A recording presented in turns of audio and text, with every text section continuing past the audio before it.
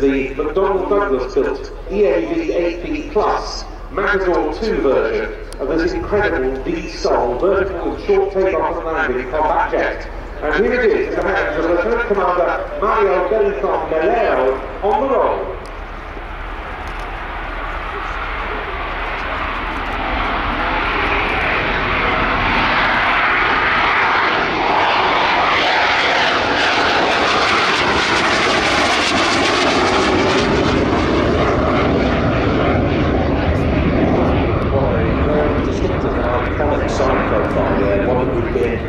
Sadly missed UK Sky for the last 10 years, with the exception of some of the Royal International tattoo displays.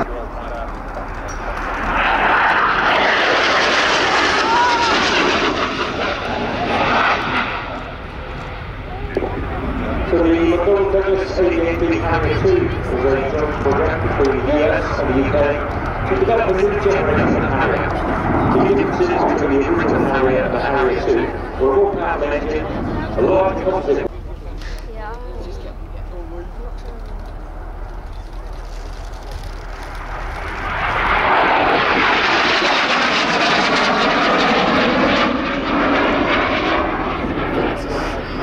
So definitely two halves to this fantastic display. The first half being the first half using the full engine of the aircraft.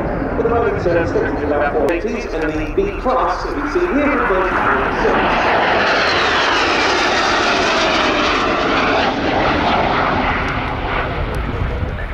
And this version gave the Spanish Navy in mind of all-weather attack capability. Now, Spain no longer has its larger aircraft carriers, so since 2013 they've been operating the EAV-8Bs from a landing helicopter dock ship, the Juan Carlos I. But it still affords them a really considerable global expeditionary capability.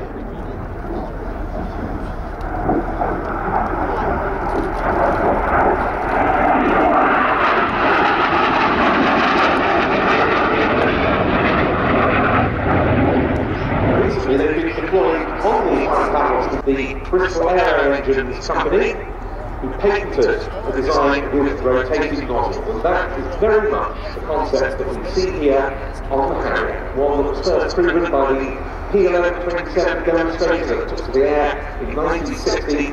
Then it was on through the pre-production series of aircraft known as the Kestrel, and on then to the Harrier, which entered RIAT service with No. 1 Squadron in 1969, and of course saw such outstanding use by the full hour of the Royal Navy in further development form as the Sea Harrier.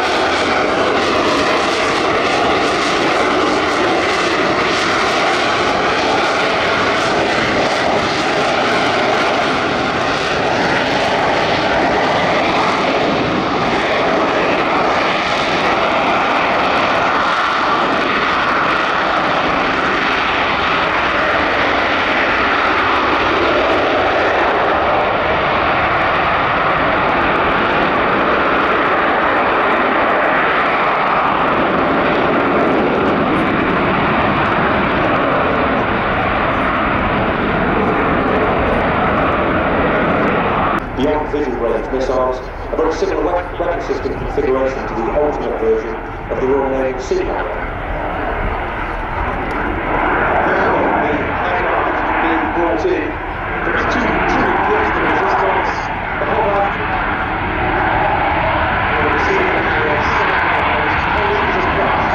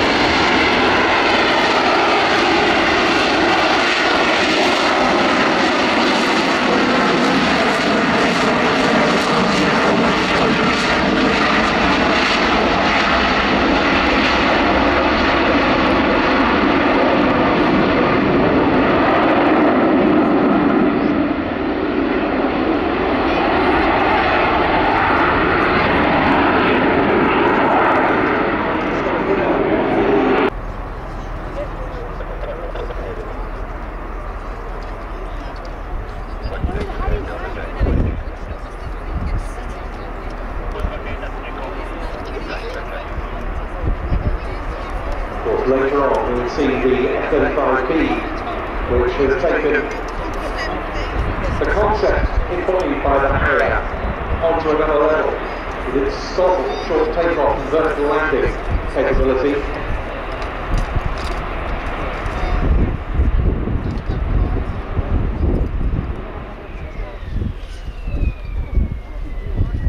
But the oh-so traditional noise of the Pegasus engine spooling down heralds the end of the display from the EAV-8B Plus Matador from the 9th Escuadrilla of the Spanish Navy, which was flown for us today by Lieutenant Commander Mario Belizon Melero.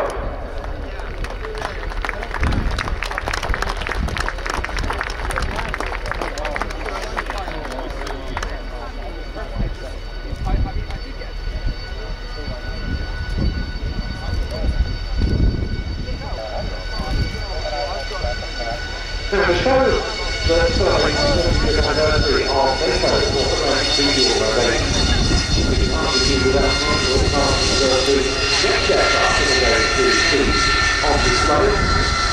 The really was from the Italian Air Force, but further underlining the multinational nature of the program.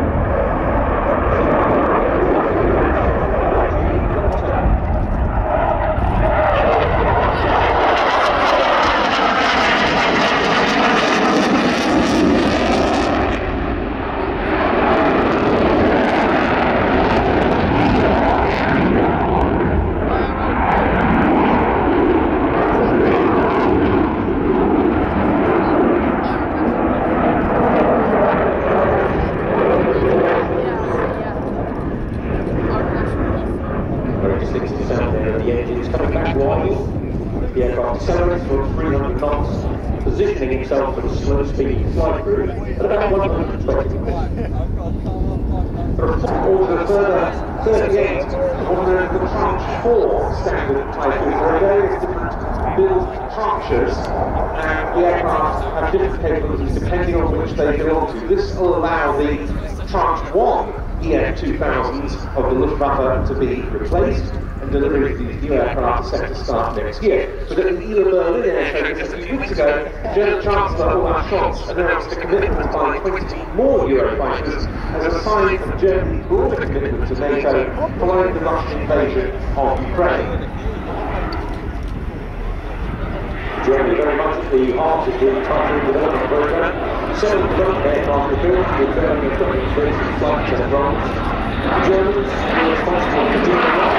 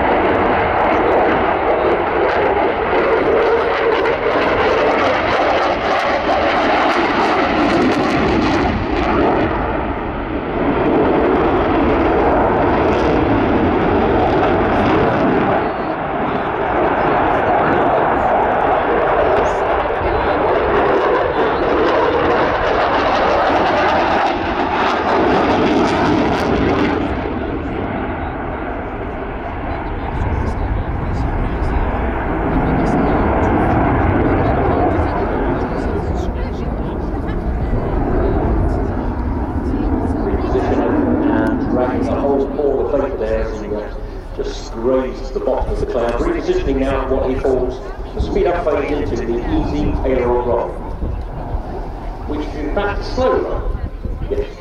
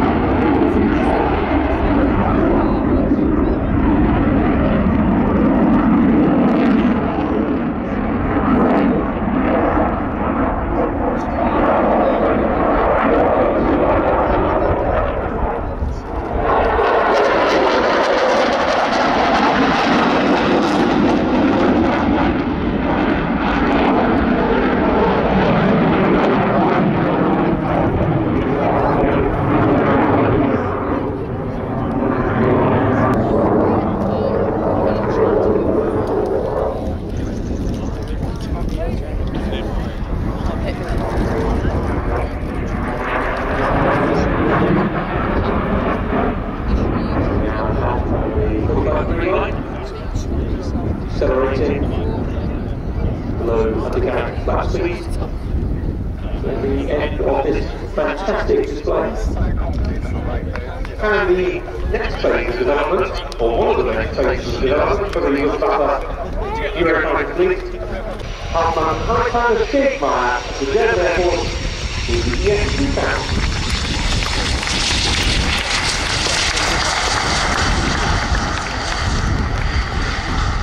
Steady with the Luftwaffe for the, well, in the meantime, here's the A400 on the roll.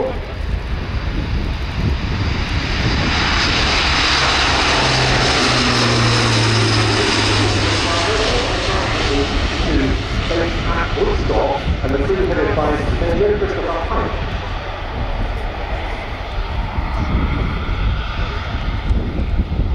Yes, thanks Ben. I'm Ed Horn from Airbus Defence and Space, the Senior Military Advisor on A400F. And yes, we saw them take off using around about 3,000 feet of the runway. Lightweight aircraft this afternoon, the A400M, maximum takeoff weight of 141 tonnes and 37 tonnes of payload all around the world.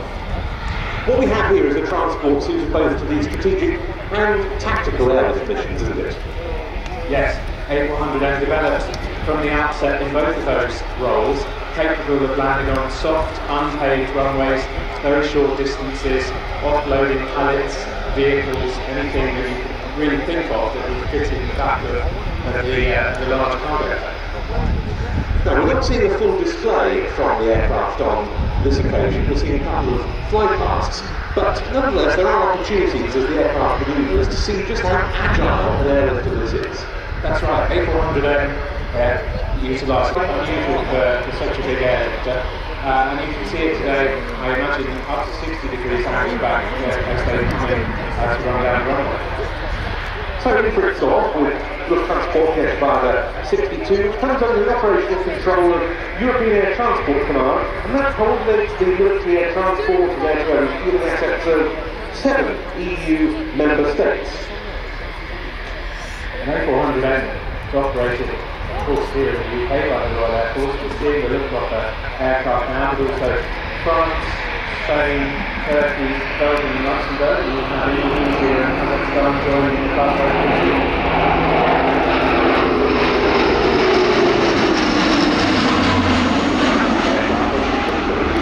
Yes, the picture is fantastic, yes.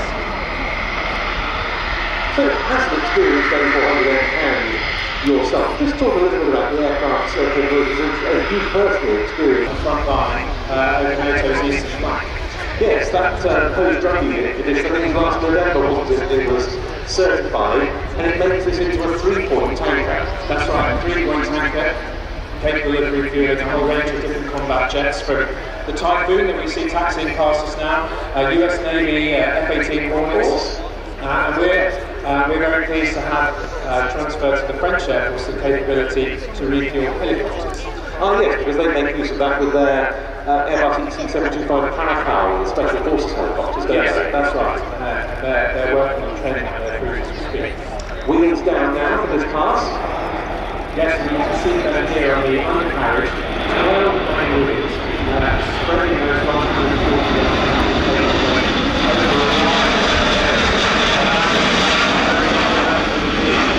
and of course, if you have a number of wheels, you can have a number of compartments to ride the brake packs as well. If you couple that to the remote Pitch that the pilot can select on the very impressive propellers driven by the TP400 engines. yes, the propellers are fantastic. When you get up close, they're enormous. I encourage everyone to go down to the RIAT stand today, down to the gun support tool with its auxiliary power unit, right and door to be able to ground to offload troops and equipment. It really is designed for the battle. Now we're all very concerned with sustainability quite rightly nowadays, and the Luftwaffe undertook trials in 2022 with 50% sustainable aviation fuel being used aboard one of its A400Ms, and they're aiming to build up to 100% sustainable fuel when such a thing becomes available to viable. Well, right across the Airbus group and inside Airbus Defence and Space, we're very committed to assisting our customers like the Royal Air Force, like the Luftwaffe, achieve their net zero targets, and we're really excited about our contribution to that. So now, what are Christopher and his crew doing around the cockpit as the aircraft comes into land? Using the head-up display to its full, which gives them a very precise landing spot in which they'll be able to land, which is crucial on an unpaved runway, for example, to land right where you want to land, and the head-up display makes that very straightforward for the crew.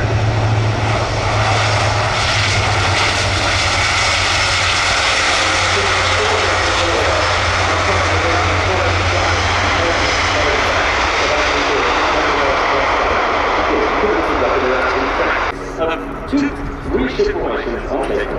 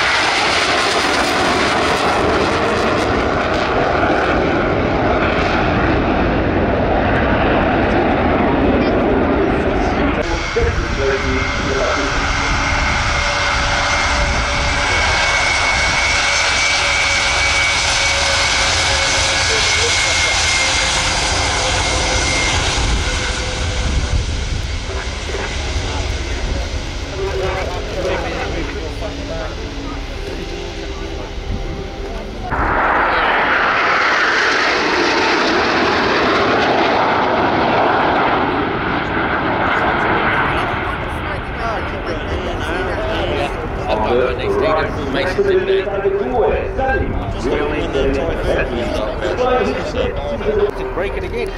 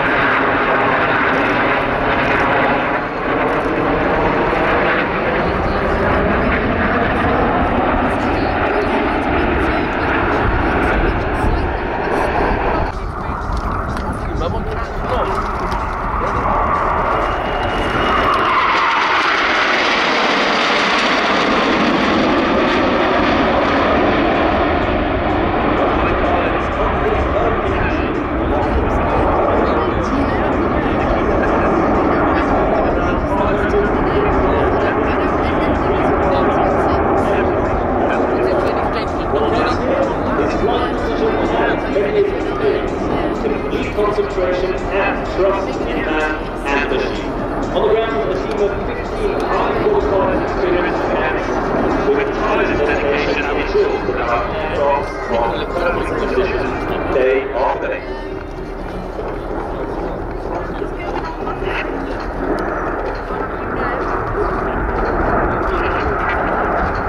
Presenting the high formation.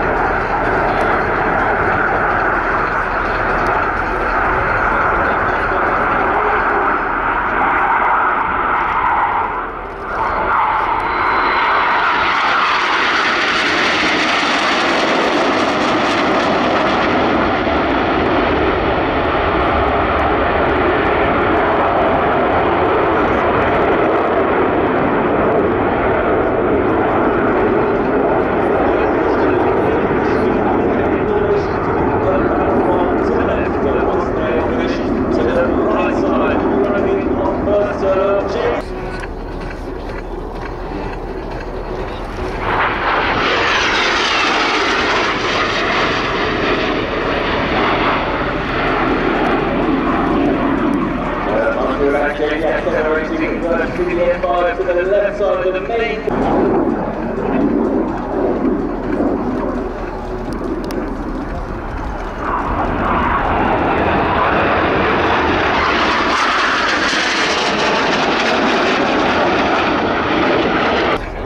demonstrating slow speed, the slow demonstrating fast speed is even better.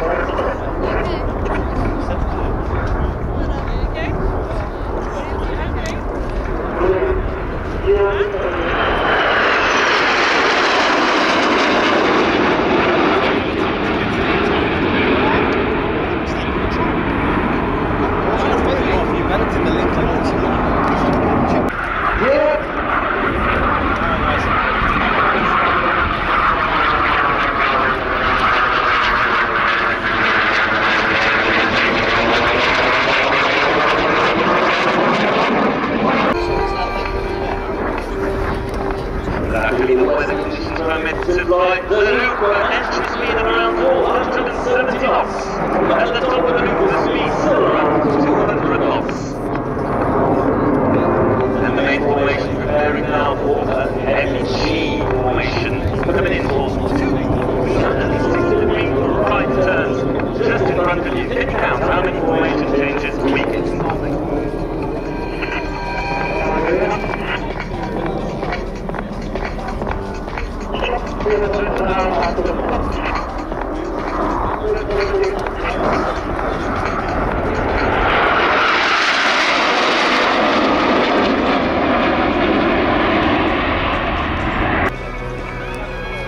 Thank you, Jamie.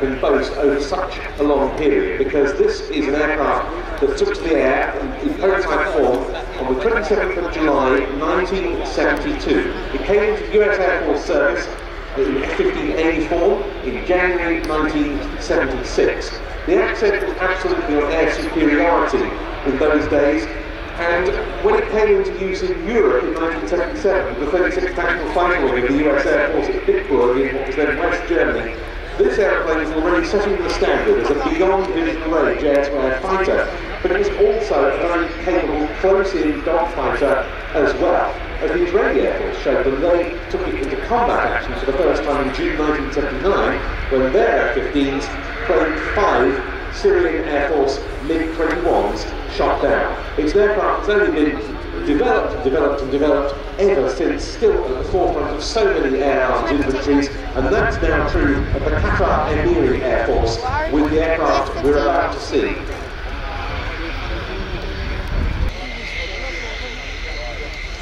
And here comes the other F-15QA along the runway. As I mentioned earlier, we weren't planning to see both demonstrations taking place today. Working yesterday, you might not know why. The reason it was intended that we'd see the weapons loaded example today and the clean, i.e. non-weapons loaded, the one we see taxiing along in front of us, aeroplane yesterday.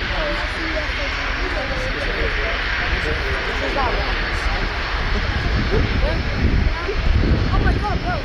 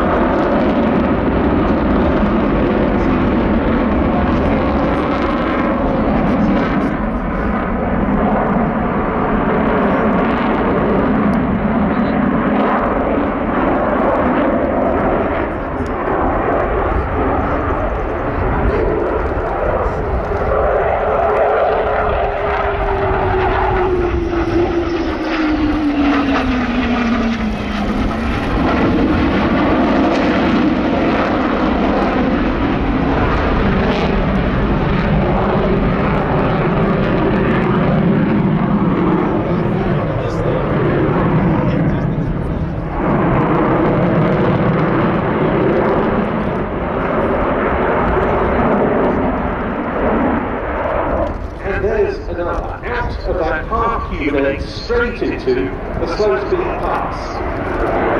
And this is a higher angle attack I think we've ever seen for any of the early non-fighter engines.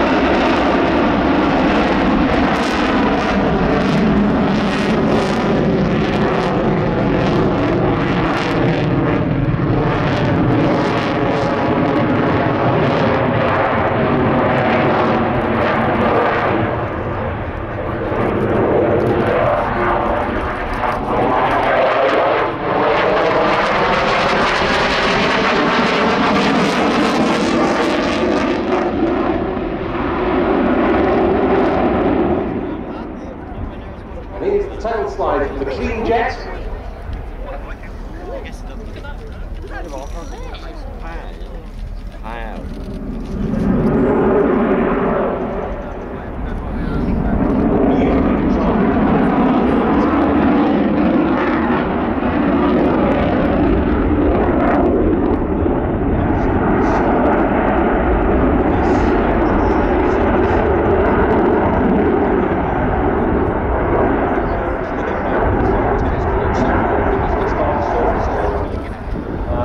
Somewhat of a visual illusion, very similar to watching the flanker do a display like this. But it just appears very slow and graceful, but nevertheless it is very fast and very frantic.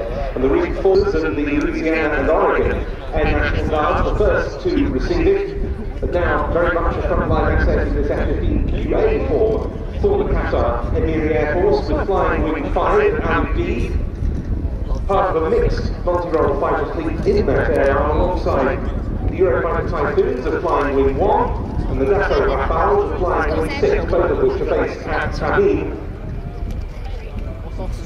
And a big glimpse there of the giant air brake, along the dorsal. Slowing the aircraft down to the aerodynamic brake by holding the nose 25 degrees off of the horizontal, thereby compressing the air in front of the aircraft and the system will slow down. So that was James Doctor and Kevin Tinsley from the Boeing Company with the F-15QA Abbott.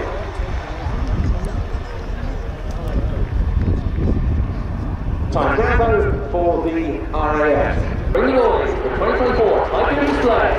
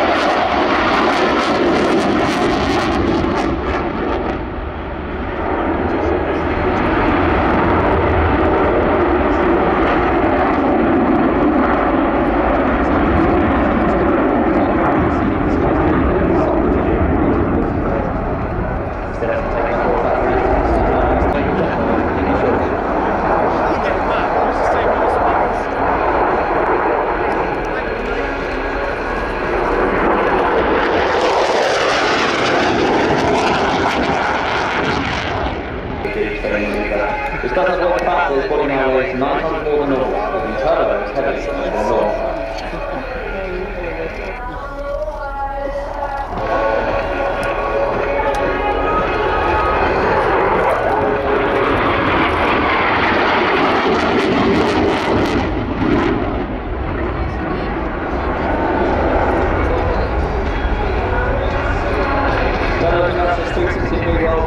Rapidly into a half horizontal shows just how powerful and movable the Typhoon can be. Holding it on the verges, the brake comes to photos here as you pull the 5-wheel off or skidding away.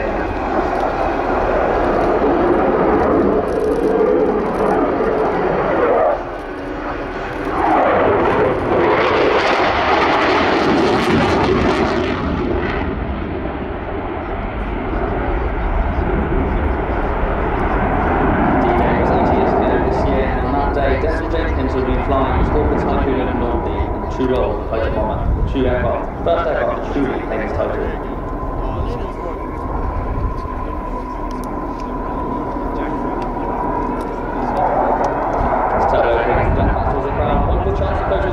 Demonstrates graceful flying with a slow roll.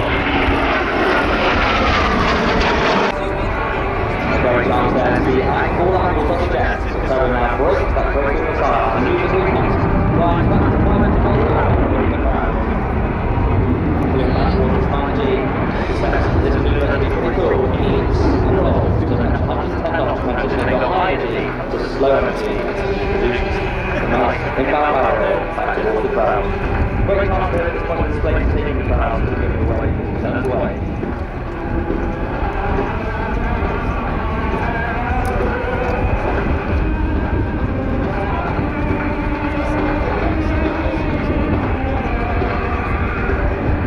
There we can start, so now on hard, modulate that power to keep the aircraft to its best.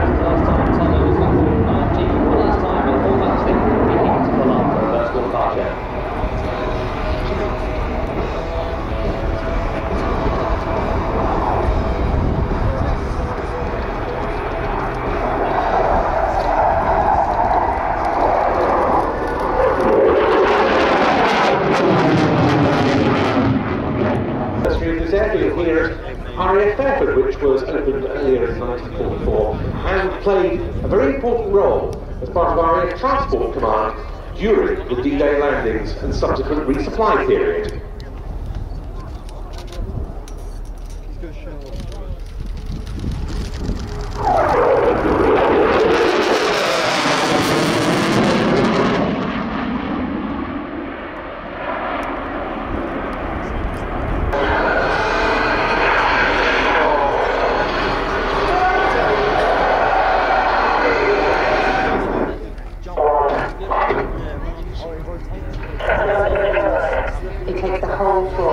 packed space, join us.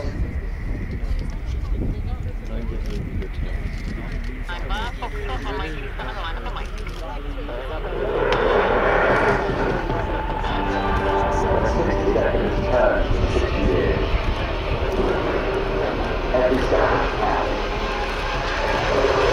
Only the most solid dials when you give it.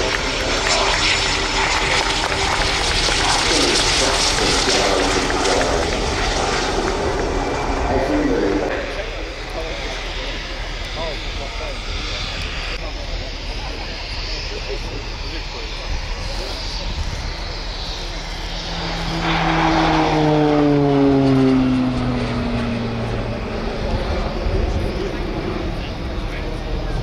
And it starts off with a huge barrel roll.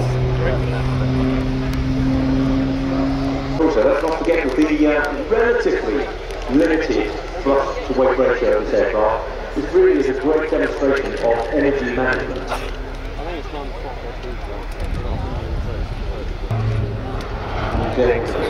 All three axes of the flight control system there to maintain a perfect straight and level trajectory. Single Pratt Canada PC-6A turboprop with 950 sharp horsepower driving this machine. A turboprop engine ubiquitous across the countless platforms the world over.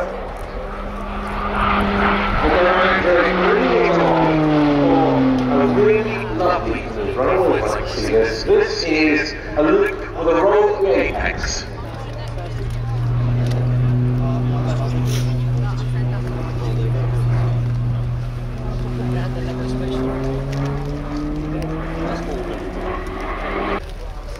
In further developed form, this aircraft is in RIAT service because the Pilatus TC9 provided the basis for the Beechcraft T610-2 with the Royal Air Force under the military flying training system. Now this is very impressive for this aircraft. This is a vertical S. So first half of the loop pushing to -1 rolling and then completing a second half loop. As Mark said, it's not just used for training in the Slovenian airport. Process support, light attack, convoy protection duties. They can also be used to intercept slow-moving targets if necessary. Oh, really? Oh, that's good on that.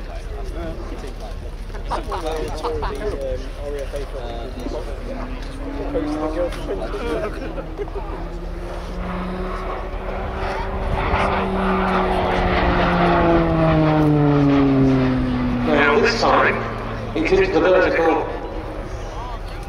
with a quarter roll. So,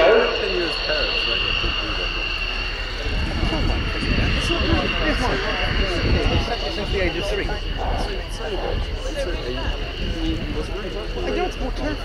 Spanish carrier earlier in the show giving us one interpretation of vertical and short takeoff and landing flight. Well, now we see the Stoggle about to be represented, a short takeoff and vertical landing from the Lockheed Martin F-35B-1.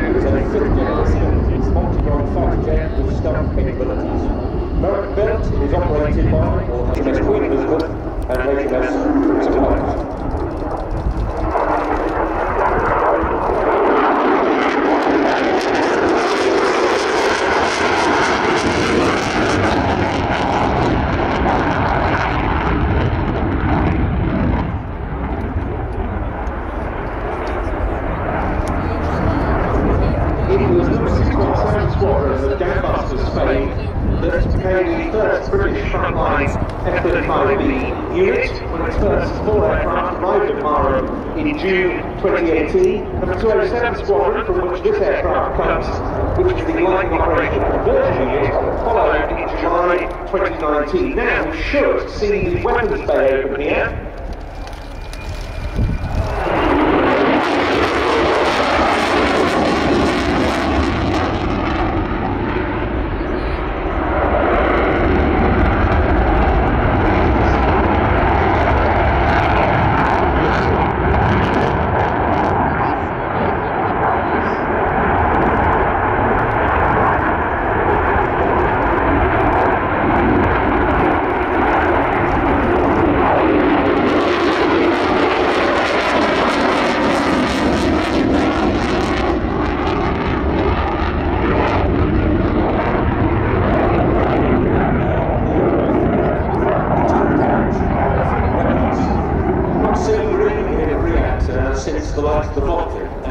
Buccaneer, which had a very similar configuration, but for them it was to cut down on the drag. For this aircraft, it is to enable its stealth characteristics.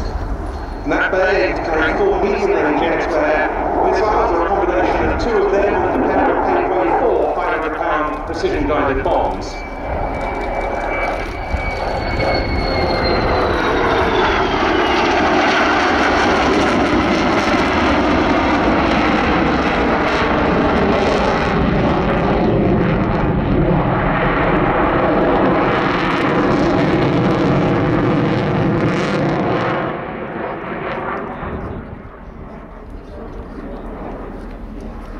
They're still very much in the build-up phase at RIAT now. But now we see the sovereign capabilities beginning to be demonstrated by this aeroplane, and this all courtesy of this aircraft's propulsion system. The Rolls-Royce lift system is key to the next part of the display. 29,000 shaft horsepower transferred from the main Pratt & Whitney F135 engine to the lift fan element via a drive shaft and clutch, and a thrust vectoring rotor here.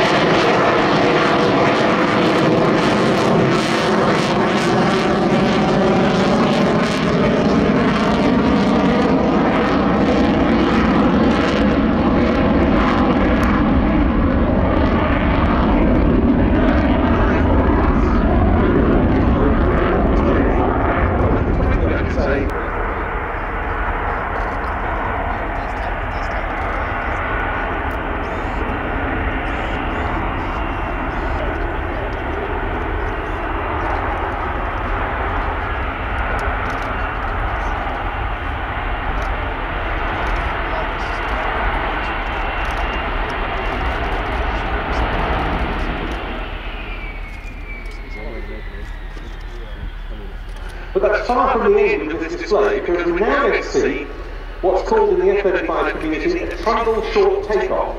Now this is used if there's no concrete available and a short takeoff distance is required. The pilot spooling the engine up to 34% thrust, releasing the brakes, and then once the aircraft is 60 knots, he'll select throttle to military power and rotate when the engine responds.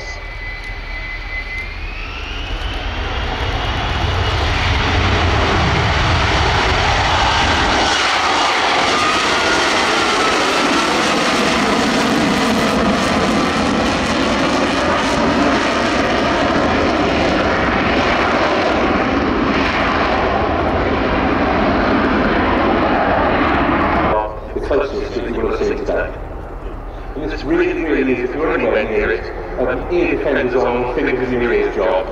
It's about to get very, very noisy.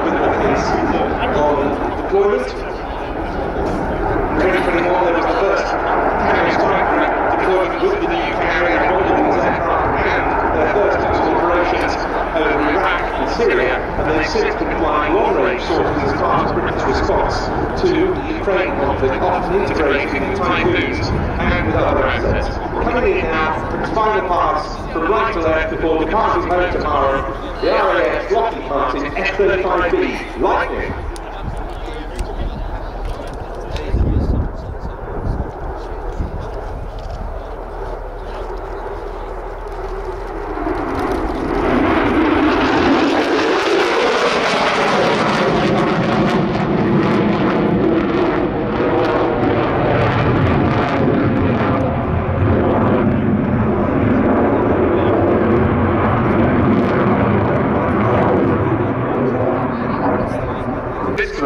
This is Captain Troll's Daily Fang, full-size Teo, on the F-16AM, fighting Falcon.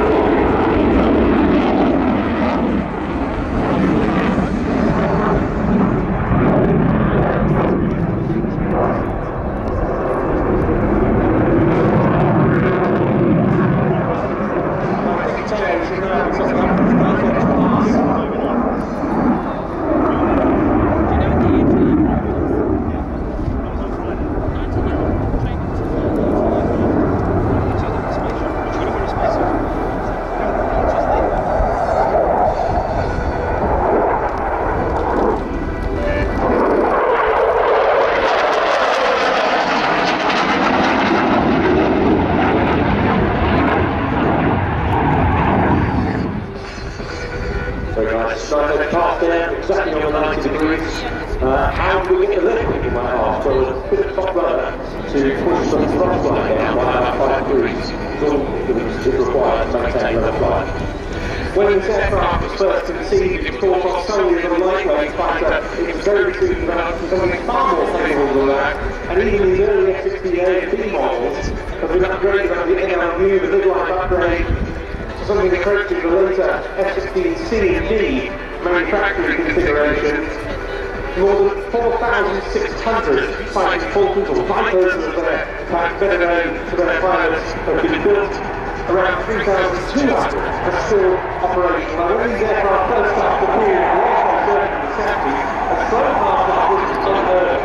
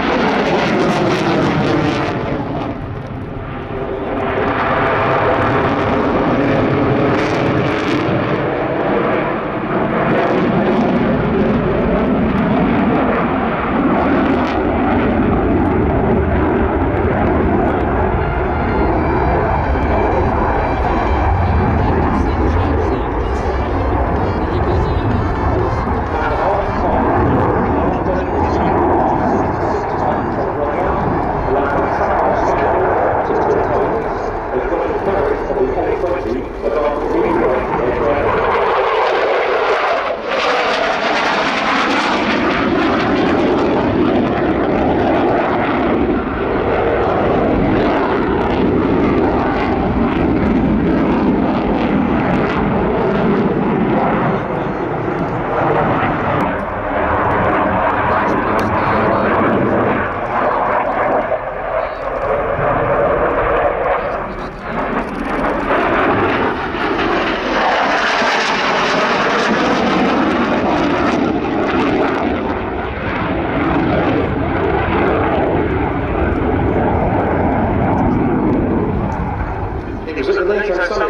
Earlier this month, that a statement from the Danish and Dutch government said that F-16s provided by both of those countries en route to Ukraine and start being operated there by the Ukrainian Air Force this summer. All 5 F-16s have been committed to Ukraine by Belgium, Denmark, the Netherlands and Norway, and F-16 pilots for the Ukrainian Air Force have been trained on the jet in Denmark.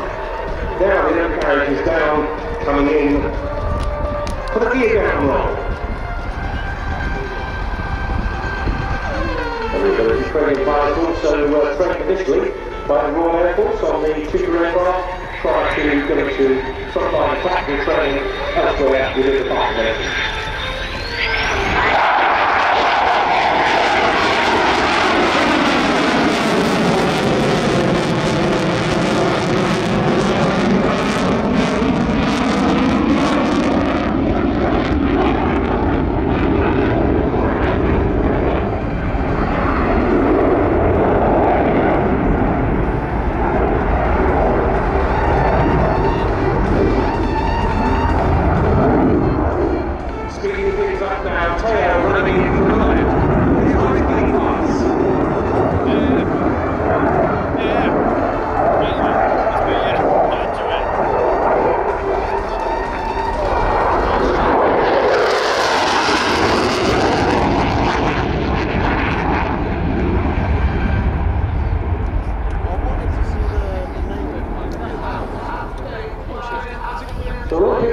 Why can we not use this aircraft until it is almost upon us? Well, that's because the aircraft is travelling at 0.9 of the speed of sound, 0.9 Mach. So the sound is actually going much faster than the aircraft itself. If it were allowed to go supersonic, you would not see the aircraft until it's gone past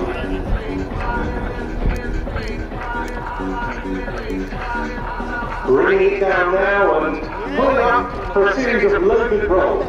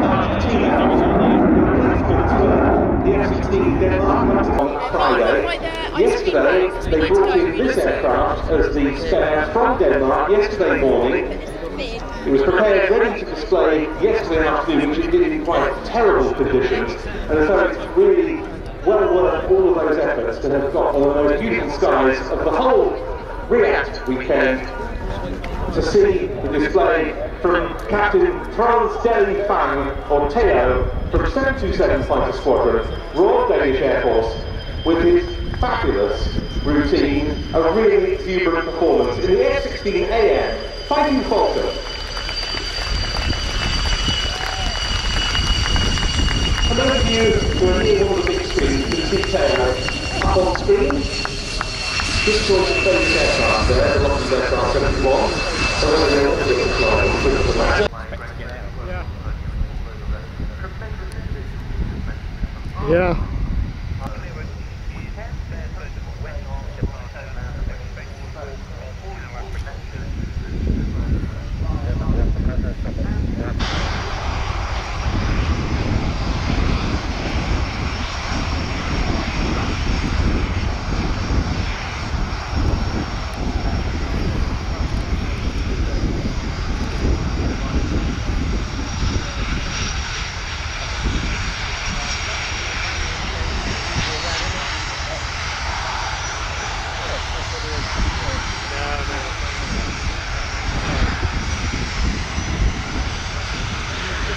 Enter runway 27 at Foxtrot vacate Echo.